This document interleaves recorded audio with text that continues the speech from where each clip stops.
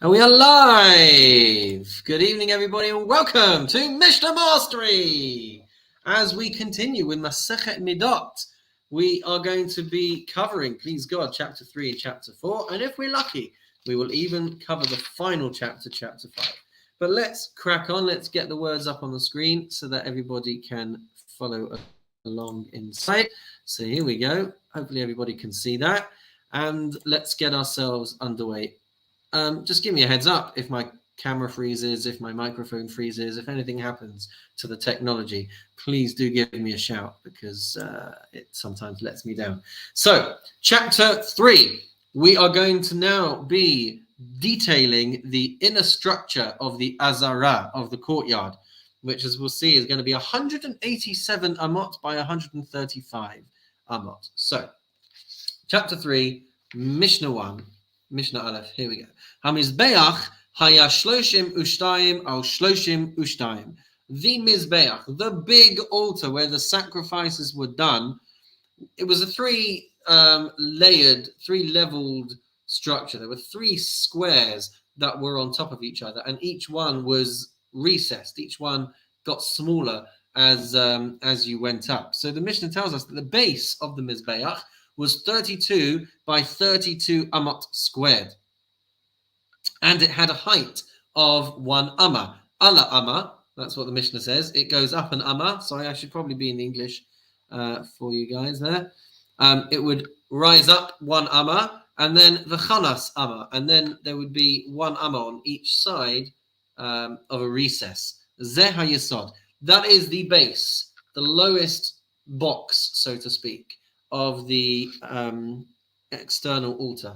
Nimtza shloshim al shloshim. So then we find that the next square on top of that is 30 by 30 because there's been this recess, a ledge of an amma right the way around. So now we're on to 30 by 30. Ala chamesh, the chanas amma. The height of that next level would be 5 amot tall, which means that we are currently at the level of 6 amot.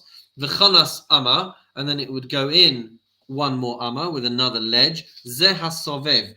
This is the sovev. This is the the surround. There you go. Nimtza esrim ushmona al esrim ushmona. So you're going to find that the next level up and the top level, the third box, is going to have a surface area of 28 by 28, and that's where they're going to sprinkle around the corners with the blood. So the total height we're going to see is 10 amot high. And we're going to see as well, makom hakranot amma mizeh va'amma mizeh, that in the corner there's this amma protrusion. I've made a mistake. So the sovev, we're saying, is 28 by 28. And then you've got these corners which are going 1 amma up. And so nimtza esrim vashesh al esrim vashesh. So that top surface layer is 26 by 26.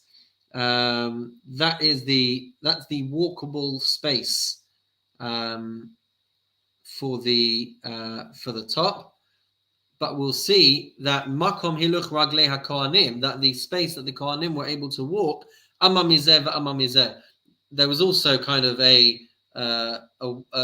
not a recess, but a space of an amma at each side that they didn't walk in. So they didn't walk right by the edge of the Mizbeach. So there was only a usable area for walking of 24 amot squared. Nimtza esrim va'arba al esrim va'arba makom ma'aracha. So the space for the ma'aracha, the space for the work that needed to be done for the wood piles, the actual burning space and walking space, was 24 by 24. Amar Rabbi Yossi. Rabbi Yossi says, Mitchilo la haya ela esrim. Turning my page.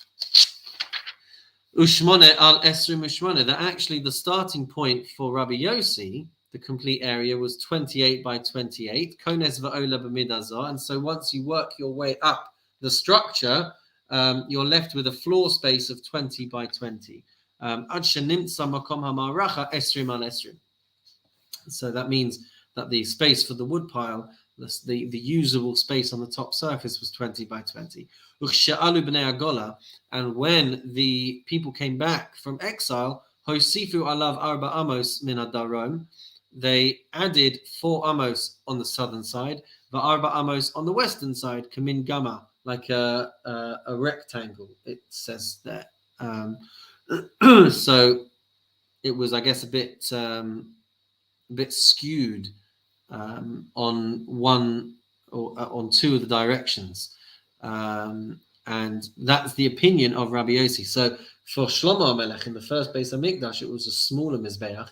And then for the second Beis HaMikdash, it was extended on the southwestern side to make it a bigger surface area. Shnei Mar, as we see in the book of Yechezkel, chapter 43, verse 16, V'ha'ariel shtei mesrei orech b'shtei mesrei rochav ravua.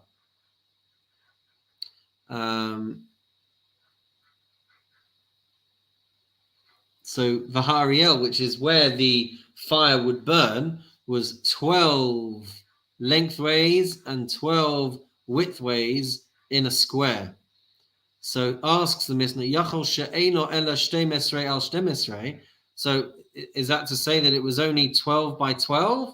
Keshehu omer el abaras reva'av melamed shemina emsa hu moded shtei mesrei amar l'chol ruach.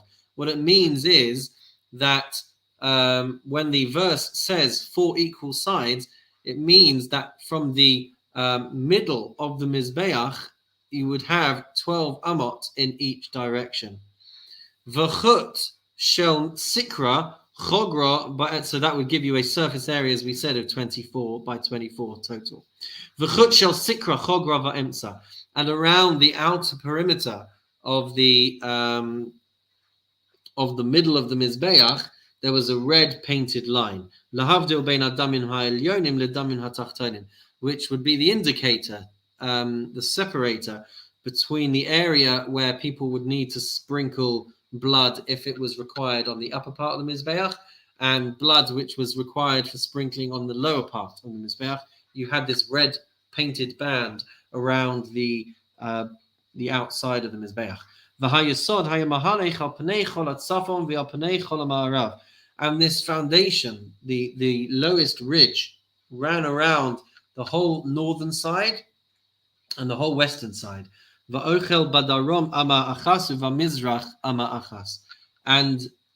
it also took up 1 amma on the south side and 1 amma on the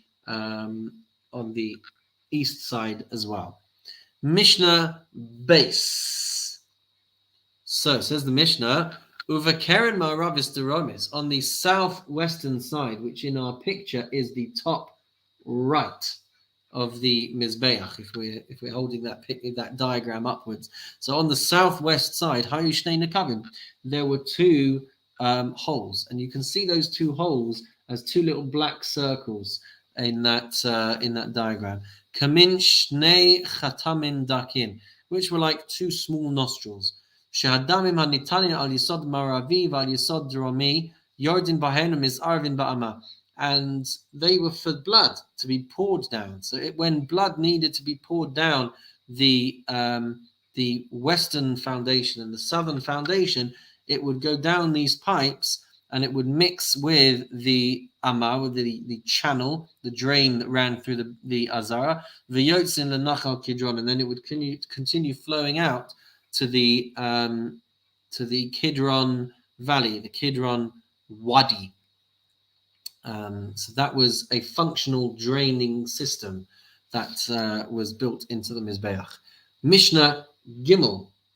Lamata baritzba ba'ota hakeren, on the floor beneath that corner, so we were still on the southwestern corner, makom hayasham ama alama, there was a space there of 1 ama squared, the tavla shel shayish, and there was a marble slab there. The tabas haisa kavuaban, there was a ring attached to it. Shebo yardin lashis umnakin osa, which was basically the drain cover that they'd be able to lift off, and then you'd be able to go inside and clean out the drain that was flowing through to this drain system.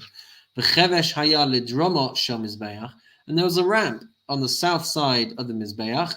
Shloshim ushtayim al rochav shesh esrei. It was 32 amot in length with a width of, with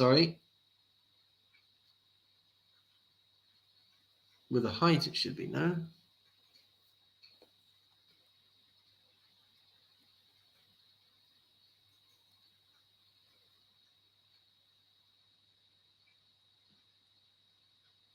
His length and width. Length 32, height 16. Height. Sorry, length 32, width 16. The width is 16, but the height is also 16. But where's that written? I've basically drawn myself a nice little neat triangle there, with a 32 amma hypotenuse and a 16 height, resulting in 30 amot of floor space that it takes up.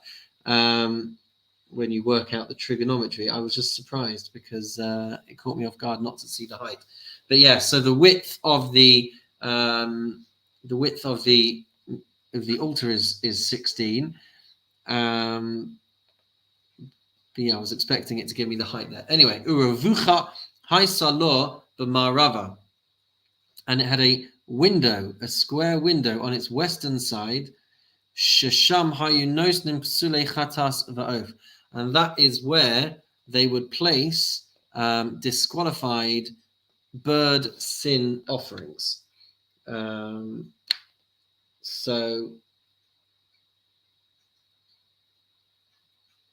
they would be put in this area if they were disqualified, and they would be left there until the time had passed, and then they would be taken away. So yeah, it's interesting. I guess you just got to know, you've got to have kept in your mind the elevations as we were working our way up, and then we would know how high it is. But yeah, okay, never mind. Mishnah Dalit. Says the Mishnah, Echad avnei hakevesh ve'echad avnei hamizbeach mibikas beis karem. Where did they get the material, the rocks, the stones, to be able to build this mizbeach?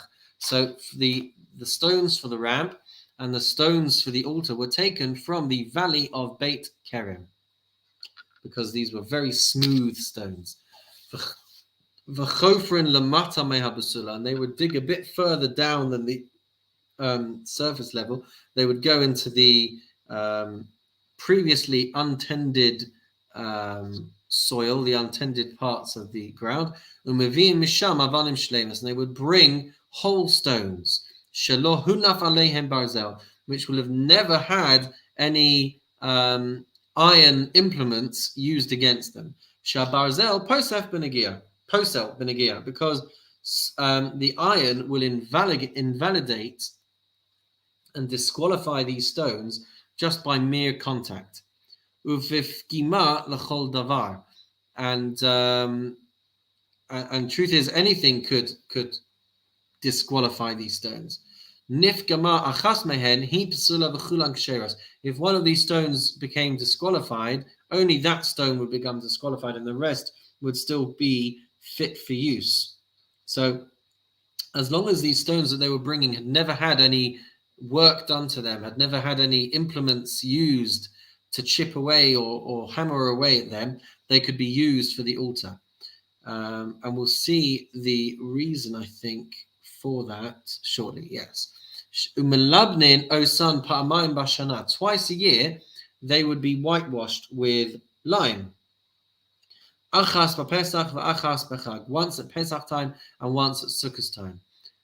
So twice a year, I guess. I don't know if that means before or after, whether it's to kind of clean it after everyone's been in and out, or whether it's to clean it before everyone arrives. But these are particularly busy times of the year, and so these were the times when it would be whitewashed and made to look all clean and shiny. The ha'heichal, and the heichal,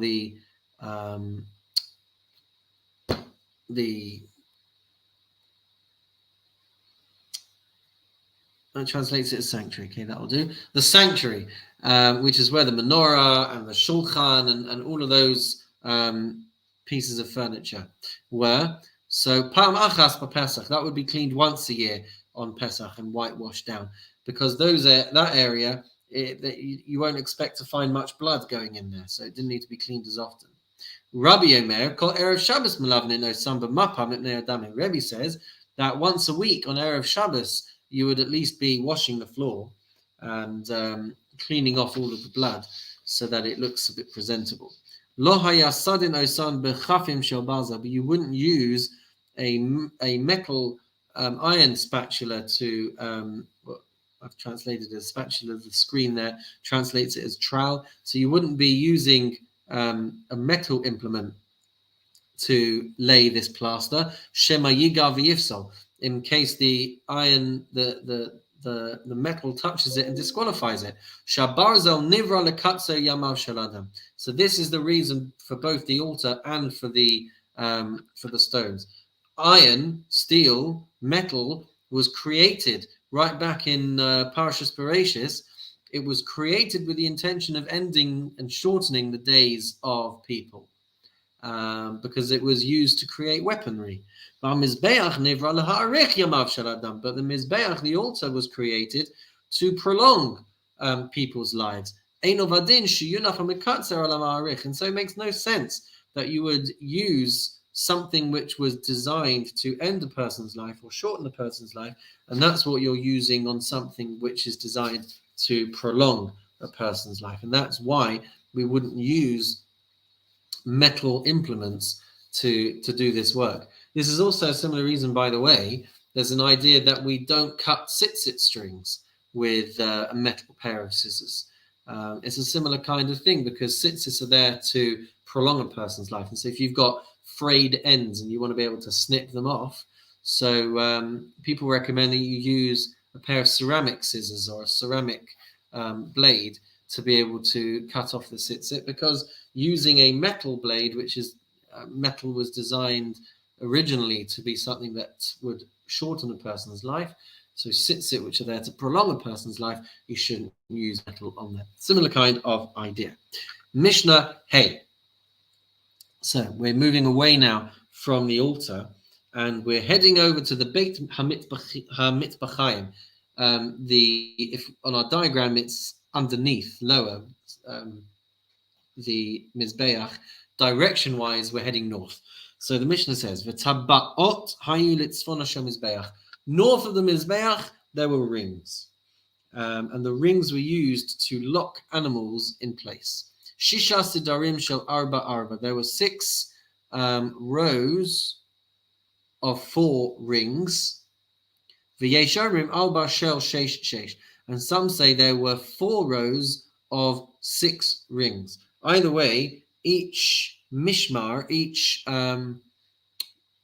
shift of Kohanim had 1 ring designated for them. And this is where animals would be locked into place to be slaughtered. This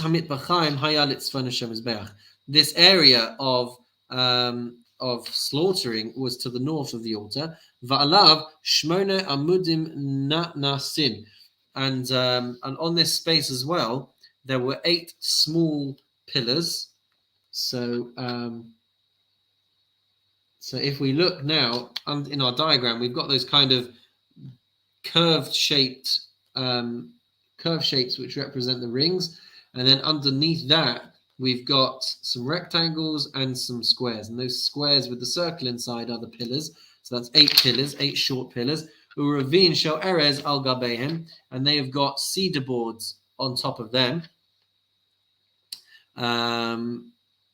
Ve'umklios shel barzel hayu kavurin bahem, and they've got iron hooks which are fixed onto them. And ushloisha sedarim hayu lechol echad ve'echad, and there were 3 rows in each. Shebahem tolim, which is where they would hang the sacrifice. Umafshitin al shulchanos shel shayish shebeinu amudim, and they would strip the hide on marble tables which were placed next to each of these short pillars. So that's why you've got the rectangles as well. So these were the working areas for the Kohanim to be able to strip the skins off of these animals. Mishnah Vav. So Hakiyor haya ben ha'ulam v'la mizbeach. The wash basin was between the ulam, which is this platformed area heading into the heichal. So it's that long rectangle running vertically. So the wash basin was between that and the altar. Umashuch klape hadarom, and it was slightly off to the south, which is why you see it there above the staircase in the diagram. Bein ha'ulam v'la mizbeach 22 amma. There were 22 ammas between the mizbeach and the ulam. Ushtem esrei malos hayusham, and there were 12 steps that took you from the ground level up to the entranceway to the heichal. Rum mala chatzi amma. So you had a step which was half an amma high, v'shilcha amma, and then the walking space, I guess, is an amma. Amma v'roved shalosh. So you have these steps of an amma with half an amma of height, and then you have a kind of landing almost, a longer step of 3 ammas. Va'ama v'roved shalosh. And then you've got another set of steps, 3 steps, and then another 3 amma landing. And then that would continue all the way up to the top. So 12 steps will take you up 6 ammas in height, and it will take you 21 amot away from the mizbeach. V'ha'el yonah, the top set of 3 steps, amma v'roved arba, is going to be 3 steps each of an amma, and then there's going to be 4 ammas, which takes you to the entrance of the I'm not sure if it's of the ulam or of the heichal. Rabbi Yehuda Omer ha'elyona amma v'roved chamesh. Rabbi Yehuda says that there was actually no space between the mizbeach and the steps, and so this last distance was 5 amot. And if you have that extra amma, then it means that there's then no space between the foot of the mizbeach and the diagram. So the diagram that we've got, it will be slightly, not to scale. Might look slightly what's the word? Different to how it would actually look in real life. Mishnah Zion. Pischo shel ulam. Once you get to the doorway of the ulam, of the porch, gavho arbaim amma. It was 40 ammas high, which is really, really high. V'rachbo esrim amma, and it was 20 amot wide. V'chamesh maltaraos shel melas hayu al gabav, and there were 5 beams of ashwood which were on top of it. And if I'm not mistaken, it's kind of like a decorative door frame at the top, and the first beam was 20 amot across, and then it gets a bit wider as you head up. So it's kind of like this triangular shaped wooden ashwood door frame projecting at the top. So says the Mishnah, Hatachtona odefes ala pesach amma mizeh v'amma mizeh. So the lowest beam is protruding a cubit on each side. Shelemala mimena odefes aleha amma mizeh v'amma mizeh. And then as you go up, the beams are getting wider and wider by an amma on each side. Shelemala mimena odefes aleha amma. I think I just did that. So you find that the top ashwood beam is 30 ammas across. The nidbach shalavanim hayabein kol achas ve'echas, and there was a layer of stones in between each of these ashwood beams. Mishnah Ches, the final Mishnah of our first parak for this evening, says the Mishnah that there are cross beams of cedar wood between the wall of the ulam and the heichal, which was supporting this story. Uchlonasos shel erez hayu kavui mikaslo shel heichal lekaslo shel ulam. There were poles of cedar wood which were stretching from the wall of the sanctuary to the wall of the ulam, to the wall of the porch, in order that it shouldn't yivat. Kadei shelo yivat. And I've got translated there as rebel, but I guess it's basically to give some structural support to this entranceway. And there were chains of gold which were fixed into the roof beams of this porch, which the young Kohanim would use to climb up and see the crowns. Shene'emar, as it says in the pasuk in Zechariah chapter 6 verse 14, Va'ataros tihiyeh lechelem uletovia v'lidaya ulechein ben Sefania lezikaron be'echal Hashem. And the crowns shall be to Chelem and to Tovia and to Yediah and to Chen the son of Sefania, as a memorial in the temple of Hashem. So there were these crowns in the windows of the Heichal, and they'd be able to look into these. Says the Mishnah, Gefen shel Zahav, Haisa Omedes al Pischa shel Heichal. There was a golden vine which stood at the door to the Heichal, to the sanctuary, Umudla al Gabe Chlanasos, and they were lifted onto poles. And Kol Mishu Misnadev Aleh, and anyone who donated a leaf or gargir or a grape or eshkol or a bunch, maybe the soleba. So I think this is all made out of gold. I guess this is like the origins of these kind of, you have like these trees of life or whatever in a shul where everyone's donated a plaque in honor of a birth, or I guess it's something similar to that. So people would donate a leaf or grape or a bunch of grapes. They would donate them to this decorative, beautiful golden vine that would be hung up next to the entranceway to the Heichal. Amar Rabbi Eliezer bar Rabbi Tzadok, says Rabbi Eliezer bar Rabbi Tzadok, Maseh Haya. There was an occasion. V'nimnu aleha shlosh me'os kohanim. There was one occasion when 300 kohanim were commissioned to clear it away. I guess it got so overloaded with these donations that they needed to make space perhaps for some new ones. And with that we say Mazel Tov on completing chapter 3 of Maseches Midos, 631. Let's continue with chapter 4. See how quickly I can get through this and see if we leave ourselves with enough time for the final parak. So chapter 4, we're at the doors of the Heichal, edging ever closer to getting closer to the Kodesh HaKadoshim. So these doors were 6 amot thick. So says the Mishnah, Pischo shel Heichal, the entranceway to the Heichal, to this the innermost chamber of the Beis Hamikdash. Gavo esrim amah v'rachbo ese amos. It was 20 amos high and 10 amos across. V'arba delasos hayilo. It had 4 doors. Shtayim bifnim v'shtayim achutz. 2 doors on the inside and 2 doors on the outside. Shenemar, as it says in Yechezkel chapter 41, verse 23, Ushtayim delasos laheichal v'lakodesh. And the Heichal and the Kodesh, the sanctuary, had 2 doors. Hachitzonos niftachos letoch hapetach lechasos avyoshel kotel. The outer doors opened into the interior of the doorway so as to cover the thickness of the wall, meaning that they opened inwards, I believe. V'hapnimios niftachos letoch habayis lechasos achad lasos.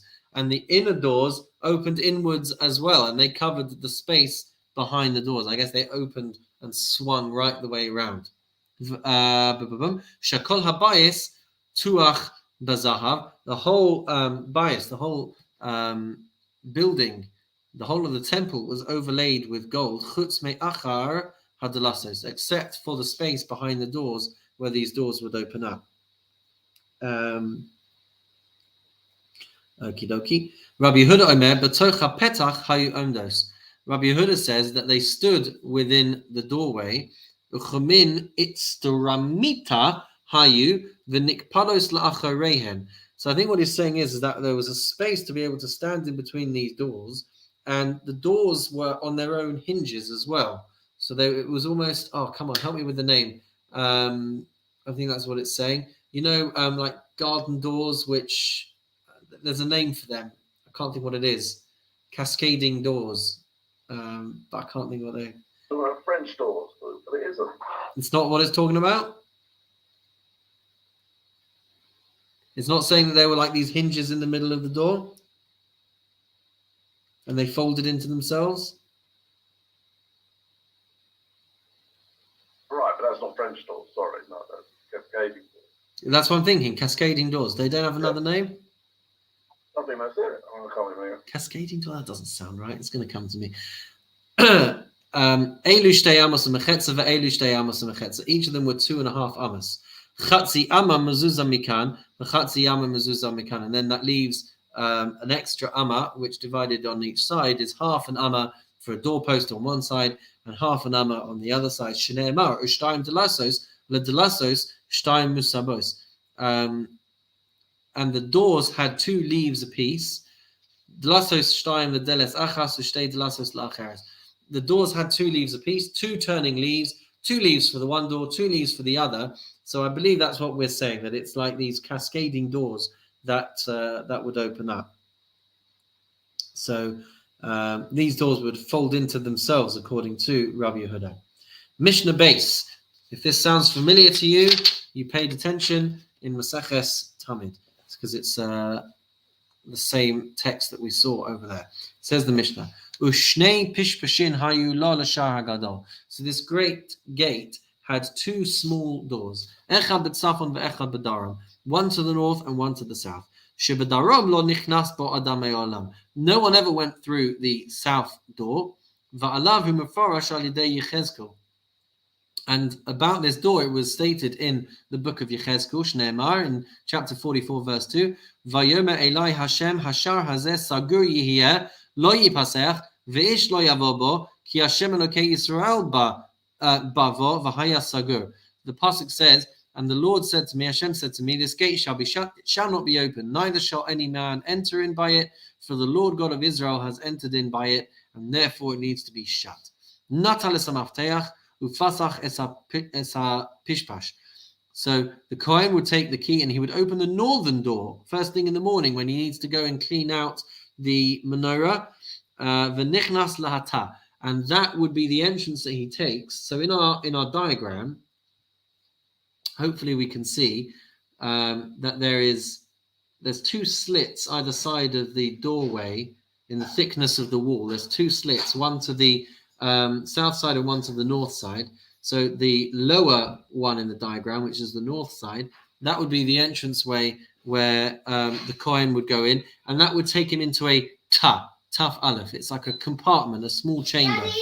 Umehata la heichal, and from that there would be an entranceway that would take him into the heichal, and that's how he would then go and open the door to be able to open them for the day. So they didn't open the doors to the heichal from the outside; they opened the doors from the inside, and they would do that by entering through the north side, through this small entranceway, to be able to go into this small side chamber. I guess, is it called an antechamber? I'm not really sure. Rabbi Yehuda Omer, Rabbi Yehuda says, B'toch avyo shel kotel haya mahalech. Now he used to walk along the thickness of the wall. Ad shenimtza omed bein shnei hasha'arim, upasach es hachitzonos mibifnim ves hapninios mibachutz. So he would walk along the thickness of the wall until he came to the space between the 2 gates. So it would seem that he'd go through that doorway that we've said, but then there'd be this kind of, I guess, hollowed out wall, which took him to the airspace, the airlock, so to speak, between these 2 doors. And then he could open the outer one from the inside and the inner one from the outside. And that's how he would open up the doors first thing in the morning when he was heading in to be able to start working inside the Beis Hamikdash. Mishnah Gimel. So if you can see our diagram over here, it kind of looks like a tefillin box. I don't know if that's intentional or not, but you've got the heichal, which is where the menorah is, it's where the golden altar is, it's where the Holy of Holies is. But all around that, if you can see, there are these small chambers called ta'im.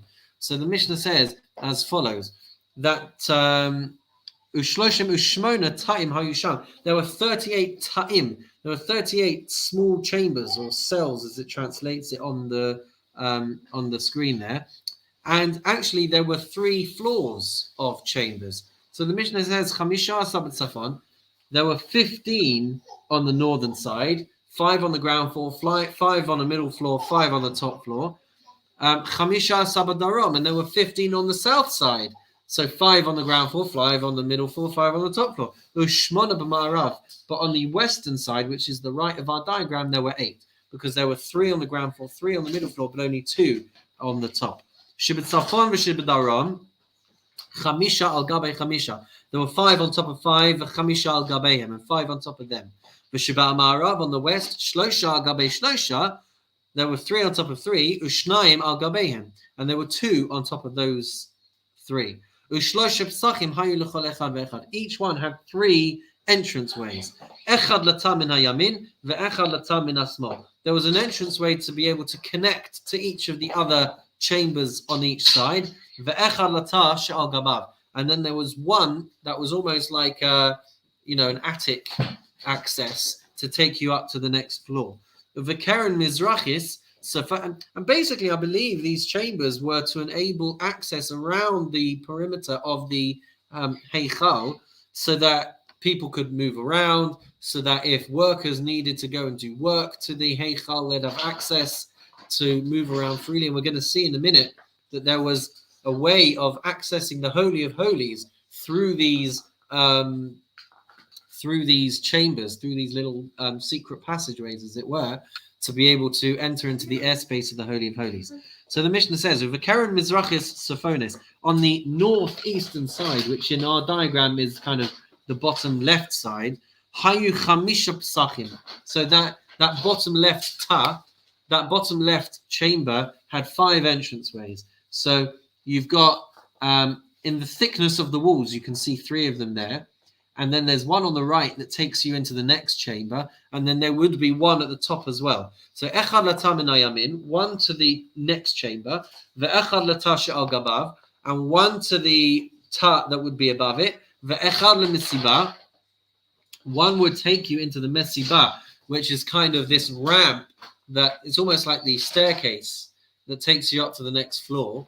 Ve'echad lepishpash, one of them would take you to the pishpash, which is back out to the ulam, and one ve'echad laheichal, one takes you into the heichal itself.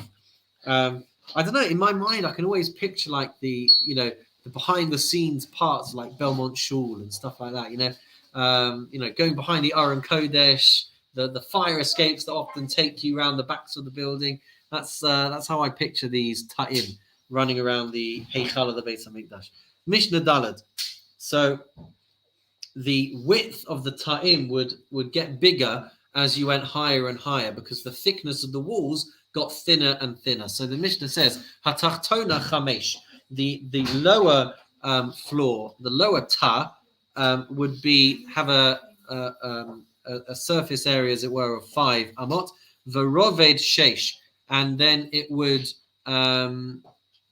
have, it says the ceiling would be 6 amot, and then the chamber of the middle floor was 6 cubits wide, 6 amot wide, and the ceiling of 7. V'ha'elyona sheva, and then the top one would be 7. Shneimah hayatzia hatachtona 5 ba'amar rachba v'atichona 6 ba'amar rachba v'ashlishis 7 ba'amar rachba. Because the verse tells us that the lowest level was 5 cubits wide, the middle one was 6 cubits wide, and the third one was 7 cubits wide. And it's the walls and the ceilings which are getting thinner with each passing floor. Mishnah Hay says as follows: Umesiba, there was a ramp. Haisa olam mikeren mizrachis saphonis lekeren saphonis maravis.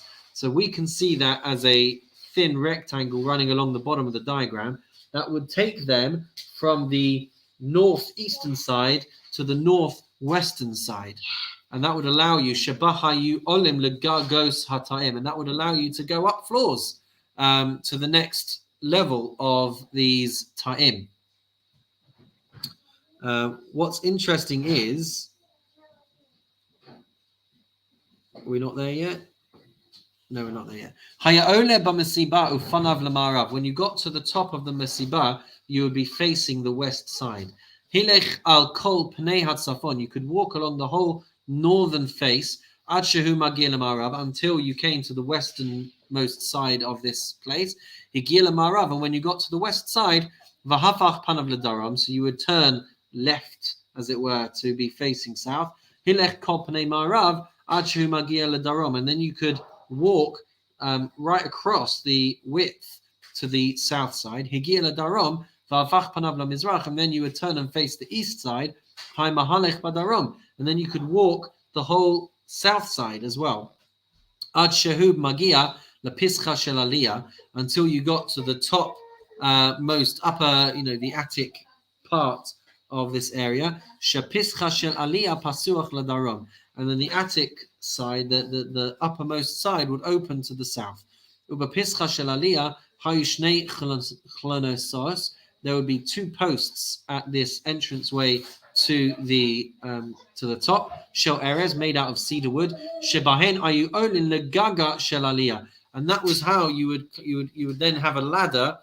You would then climb up. You would reach the top, the roof of this structure, of the upper chamber. V'roshe pispasin mavdilin ba'aliyah ben hakodesh leben hakodeshim. And you had a demarcation up there, which would indicate to you where the division was between the Heichal and the Holy of Holies. Velulin hayu psuchin ba'ali, and there were trap doors in the upper chamber. Leveis kodesh hakodeshim, and that's how you would access the Holy of Holies. Shebahen hayu mishalshelin has es ha'umanim b'tevos, and you would lower the workmen in these baskets. It says on the screen there. So that they would not feast their eyes on the Holy of Holies. So if there was an occasion where work needed to be done inside the Holy of Holies, they would be lowered through these trap doors. So they would never walk along the surface of the floor in the Holy of Holies, but they could be entered into the airspace safely using these trap doors right at the very top of the secret passageways that I like to think of them as, running around the Heichal. Mishnah Vav. We're going to talk about now the room of the Heichal. So the Mishnah says as follows: V'ha'Heichal mea al mea. The Heichal was 100 by 100 amot. Al room mea, and it was 100 amot high. That is enormous. Ha'otem sheish amot. So there was a block of 6 amos on the bottom of the Heichal, which made it equal with the Ezrat Kohanim. So where am I now? Have I just read that now? Yeah. Ha'otem sheish amos. There was a seal of 6 amos, a foundation. V'gavho arba'im amah, and there would be airspace of 40 amos. Amar kior. Then there would be a decorative ceiling of an amah. Va'amasayim base dilfa, and there would be 2 amot for guttering, which I've written here. It was beams that joined the lower ceiling to the upper ceiling. Va'ama tikra, then there would be an amma for a ceiling. Va'ama marziva, and an amma of plastering, and that would seal everything in.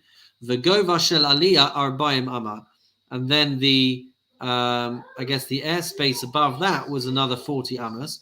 Va'ama kior, va'ama sign based tilfa, va'ama tikra, va'ama maziva, and then a repetition of this same kind of roof structure.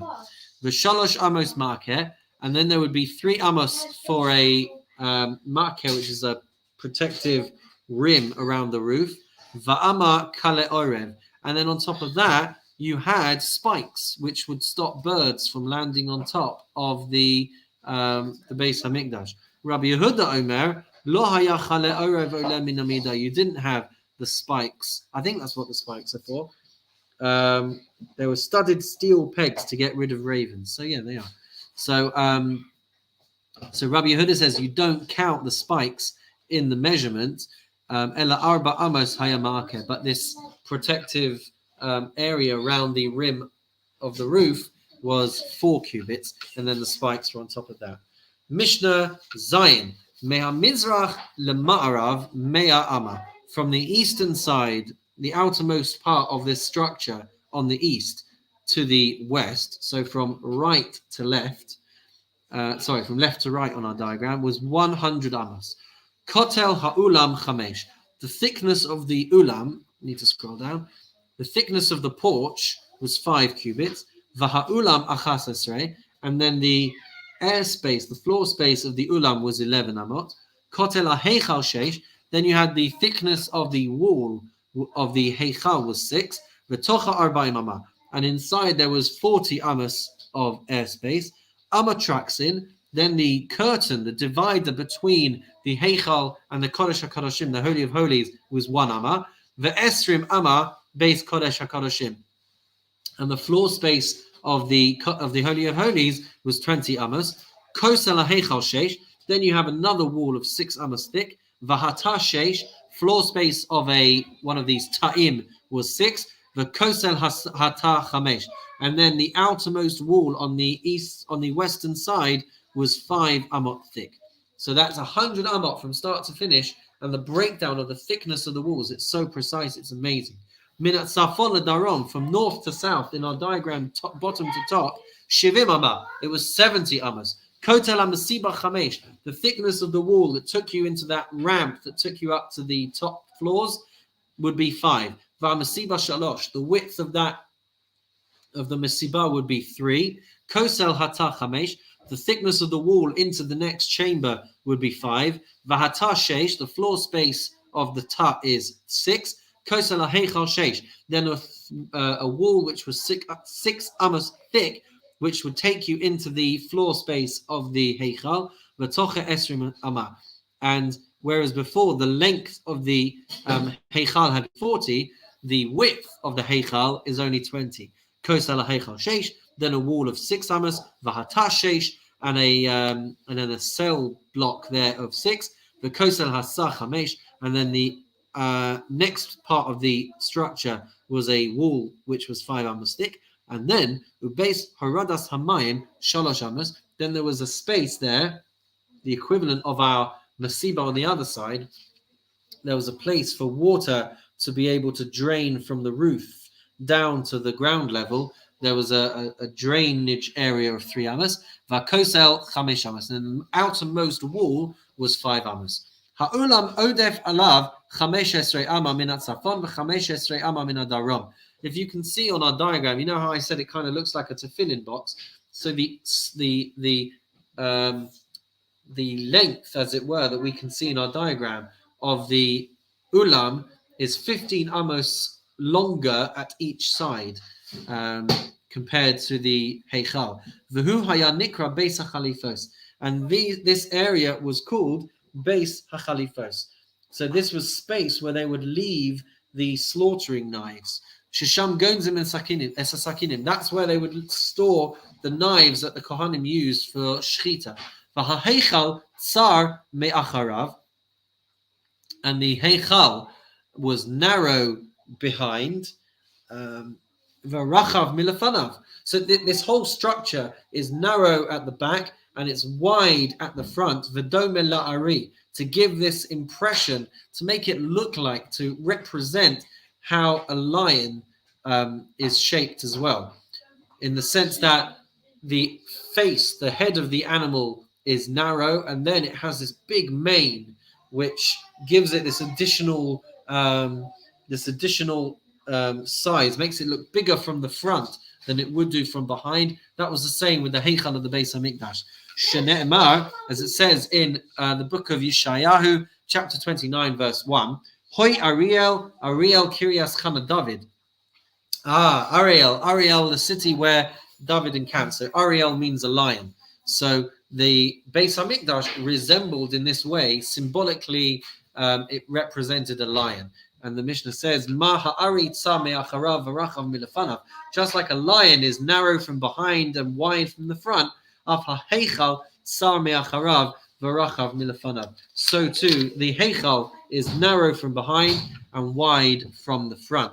And with that, ladies and gentlemen, we say Mazel Tov on completing chapter 4 of Maseches Midos. I'm not sure that we're going to be able to crack through the remaining chapter before you need to get off for sure. What do you think, Mark? I'm actually not going to show, so I've got someone coming round. Okay, Philip, are you good to go for another few minutes? Fine, so let's do it. Let's go, guys. I'm heading to a shiva house, so I've got more time to play with. So let's finish. Chapter 5 of Maseches Middot. Here we go, guys. Final chapter, taking us to the end of Maseches Middot. So we are now going to deal with all the space in the Azara. So the whole of the courtyard.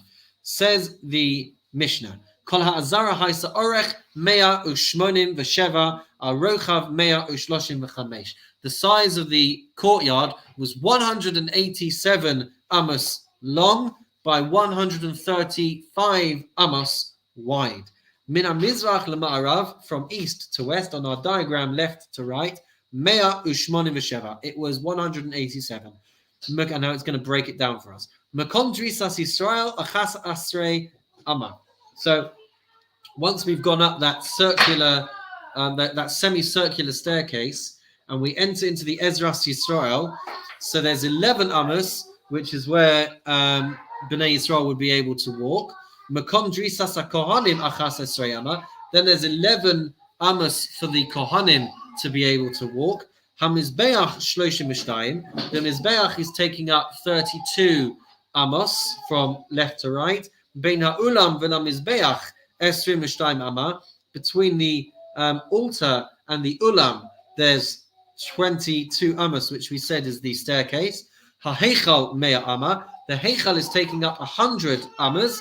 Va'achas 20 amma la'achore beis hakapares. And then there's that tiny little sliver of 11 amos running around the back of the heichal all the way to the westernmost wall on the right side of our diagram.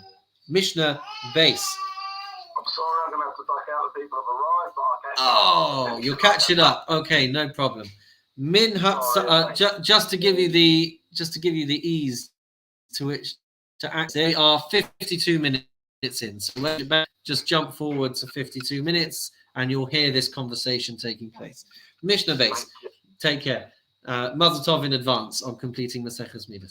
So, Mishnah base, Minat Safon Darom, from the north to the south, running bottom to top in our diagram. 135. It was 135 amos. Hakevesh v'hamizbeach shishim ushtaim. Why have I got that wrong? I haven't got that wrong. We should be going north to south. Okay. Well, it says that there is 62 amos, which covers the ramp and the altar. Mina mizbeach l'tabah. So we're going top to bottom, but maybe it's just a mistake. What does it say in that? Yeah, okay. I'm not quite sure what's going on there. I would be going from south to north, not north to south, but somewhere I'm getting something wrong. Mina mizbeach l'tabaos shmona amos. From the altar to the rings was a gap of 8 amos. Makom hatabaos 24, and then the floor space of the rings is 24 amos. Min hatabaos l'shulchanos 4. From the rings to the tables is 4 amos. Min hashulchanos v'lanasin 4. And then there's 4 amos to the pillars. Min hananasin l'kosel ha'azara 8 amos. And then after all of that space, you've got 8 amos, which takes you to the wall of the azara. And any other space, the remaining space, was between the ramp and the wall, and the space occupied by the pillars and the tables. So that's how you break down the rest of that space that might be taken up. So there's 25 amot that are still outstanding after you work it all out, and there's going to be then 2 rows of pillars which were 12.5 amos, and you're going to have space to the ramp. Fine. Mishnah Gimel. Sheish l'shachos haya bazara. There's definitely a mistake over here, as you'll see. The Mishnah says there were 6 chambers in the courtyard. Shalosh b'tzafon v'shalosh b'daram. There's 3 on the north side at the bottom of the diagram and 3 on the south side at the top. Now, the Mishnah says Shabbat Safon on the north side, but I've got a correction here, which I probably should have had for the last Mishnah as well. And that correction is that it should read Shibba Darom on the south side. So we should be at the top of our diagram when we talk about this. So the three chambers there were Lishchas HaMelech, Lishchas HaParva, Lishchas HaMadichim. The chamber of salt, the chamber that was known as Parva, and the washer's chamber. Now it's going to explain to us what each of those are. Lishchas HaMelech, Sham Hayu Nosnin Melach LeKorban. The salt chamber is where they kept salt that they used on the altar for the korbanos. Lishkas HaParva, the chamber that was known as Parva, Sham Hayu Molchin Oros Kodshim. That is where they used to salt the skins of the animal offerings, and that's how they would preserve them for Kohanim. Va'al Gaga Haya Beis HaTvila LaKohen Gadol B'Yom HaKippurim. On top of this chamber, on the roof of this chamber, was where the mikveh was for the Kohen Gadol to be able to go to the mikveh on Yom Kippur. Lishkas HaMadichin, and this final chamber, the washer's chamber, Shesham Hayu Madichin Krivei HaKodshim. That is where they would wash the innards of the sacrifices. Umisham Masiba Ola Lagag Beis HaParva. And from there was a winding way up that took you to the roof of the Beis HaParva. So Masiba that we saw, that ramp inside the Heichal, there was a kind of spiral ramp that took you up to the roof of the Beis HaParva. And so Mishnah Dalad, even though it says Shibba Darom, we're actually talking about the north side now, which is at the bottom of our diagram.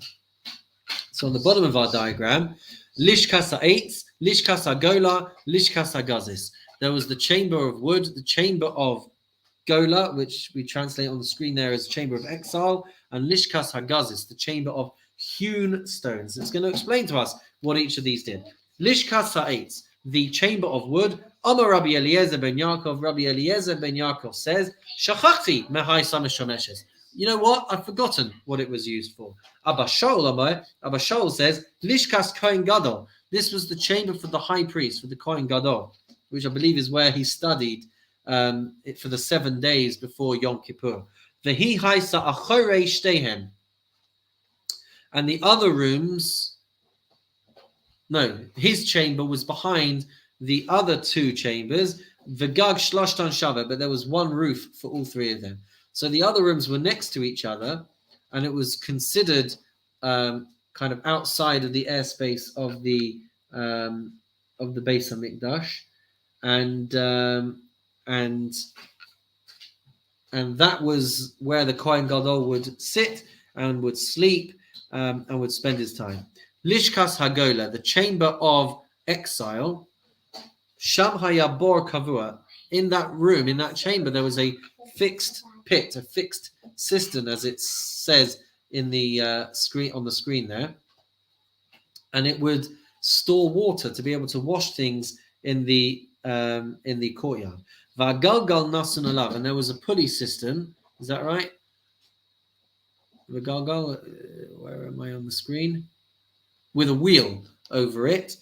Umisham maspikim mayim l'chol hazara. And from there, they could cause water to emerge that would go across the azara, would allow them to wash things, as we said, in the courtyard. Lishkas Hagazis, the chamber of hewn stones. Sham haisa sanhedre gadola shel Yisrael yosheves v'dana es hakahuna. That is where the Sanhedrin would sit and would judge the Kohanim. And it was also recessed into the wall. I've got in my notes. The Kohen shenimtza bo psul, and a Kohen who was found to be disqualified to serve, lovesh, perhaps because he was impure, lovesh shecharim umisatef shecharim. He would wear black garments and he would wrap himself in black garments so that people would know that he was disqualified. V'yotze v'holech lo, and then he would go on his way. V'shalon nimtza bo psul, and if he was not found to be disqualified, lovesh levanim, he would be wearing white clothes, umisasef levanim, and would wrap himself in white garments. Nichnas u'mishamesh im echav hakohanim, and then he could go into the Beis Hamikdash and serve with his priestly brethren. V'yontov hayu osim, and they would make a great feast. Shalom nimtza psul b'zar shel Aaron HaKohen. Whenever an instance would occur when no blemish or disqualification would be found on a descendant of Aaron HaKohen, the chachayu amrim, and this is what they would say: Baruch hamakom baruch hu, blessed is the omnipresent, blessed is he. Shalom nimtza psul b'zar shel Aaron, because no blemish was found in the offspring of Aaron. Uvaruchu, and blessed is Hashem. Shebachar ba'Aharon v'vanav la'amod l'sharis lifnei Hashem b'veis kodshei hakodashim. For he has chosen Aaron and his sons to stand and serve before Hashem in the Holy of Holies. And with that we say Mazel Tov on completing chapter 5 and Mazel Tov on completing the whole of Masechet Middot. So repeat after me as we complete the Masechta together. Nishlama Maseches Midos, Nishlama Maseches Midos, Nishlama Maseches Midos. Mazel Tov, ladies and gentlemen, on this phenomenal accomplishment. And that brings us to the end of this week's Torah class. So Mazel Tov to you all. We'll see you next time when we will be starting Maseches Kinim, which, ladies and gentlemen, is our final Masechta of the whole of Seder Kodshim. It'd be amazing if we can do that all in 1 week. I'll have to see if I can handle that, but that will be very exciting. And then we'll be on to new content and a whole brand new Seder of Mishnah. So Mazel Tov, everybody, and take care, and we'll see you again very soon.